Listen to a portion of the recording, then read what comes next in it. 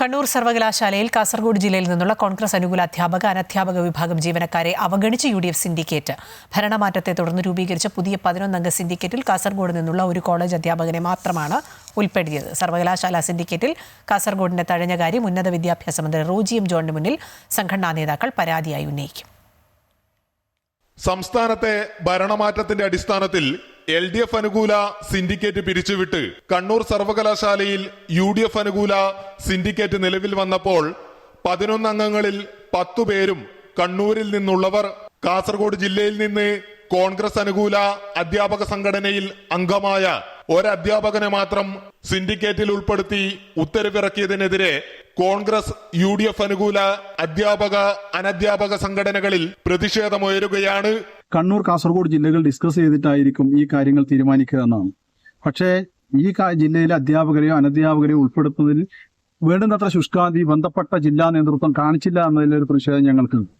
ഇത്തരം നീതികേടിനെ തുടരുന്നതിന് ഞങ്ങൾക്ക് അമർഷമുണ്ട്. ഇനിയെങ്കിലും മേലിൽ അങ്ങോട്ടുള്ള ഇത്തരം നടപടികൾ എടുക്കുമ്പോൾ അർഹമായ പ്രാതിനിധ്യം ജില്ലക്ക് അനുവദിക്കണം എന്നാണ് അനധ്യാപക സംഘടനയും ഒപ്പം കാസർഗോഡ് ജില്ലയിലെ കോളേജ് വിദ്യാഭ്യാസ ജീവനക്കാർക്ക് വേണ്ടി പറയാനുള്ളത്.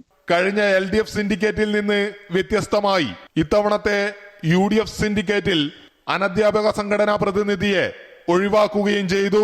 11-അംഗ കണ്ണൂർ സർവകലാശാല സിൻഡിക്കേറ്റിൽ കോളേജുകൾ അല്ലെങ്കിൽ യൂണിവേഴ്സിറ്റിയിലെ ഒരു അനധ്യാപക സംഘടനാ പ്രതിനിധിയെ പോലും ഉൾപ്പെടുത്താതെ ഉത്തരവിറക്കിയ കാര്യമടക്കം ചൂണ്ടിക്കാട്ടി ജില്ലയിൽ നിന്നുള്ള കോൺഗ്രസ് അനുകൂല അധ്യാപക അനധ്യാപക സംഘടനാ പ്രതിനിധികൾ ഉന്നത വിദ്യാഭ്യാസ മന്ത്രി റോജി എം ജോണിനെ കണ്ട് പരാതി അറിയിക്കും.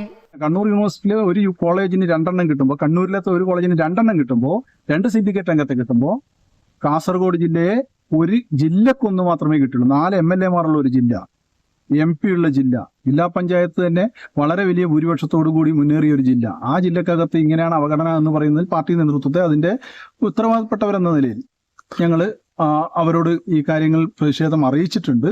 മന്ത്രിയെ കണ്ടിട്ട് ഈ കാര്യങ്ങൾ ഞങ്ങൾ മന്ത്രിയെ കണ്ട് ബന്ധപ്പെട്ടവർ അറിയിക്കാം. സംസ്ഥാന പ്രസിഡന്റ് ഉൾപ്പെടെയുള്ളവർ, സംസ്ഥാന ജനറൽ സെക്രട്ടറി ഉൾപ്പെടെയുള്ളവർ വരും ദിവസങ്ങളിൽ മന്ത്രിയെ കണ്ട് കാര്യങ്ങൾ പറയുമെന്ന് പറഞ്ഞിട്ടുണ്ട്. കണ്ണൂർ സർവകലാശാലയിലെ സിൻഡിക്കേറ്റിൽ ഉൾപ്പെട്ട വിദ്യാർത്ഥി സംഘടനാ പ്രതിനിധിയും കണ്ണൂരിൽ നിന്നുള്ള KSU നേതാവാണ്. ജില്ലയിൽ നിന്നുള്ള കോൺഗ്രസ് അനുകൂല അധ്യാപകരെ വലിയ രീതിയിൽ സിൻഡിക്കേറ്റിൽ തഴഞ്ഞത് ജില്ലാ കോൺഗ്രസ് നേതൃത്വത്തിന്റെ ഇടപെടലുകളിലുണ്ടായ വീഴ്ചയെന്ന വിമർശനവും ശക്തമാണ്. അമൃത ന്യൂസ്, കാസർഗോഡ്.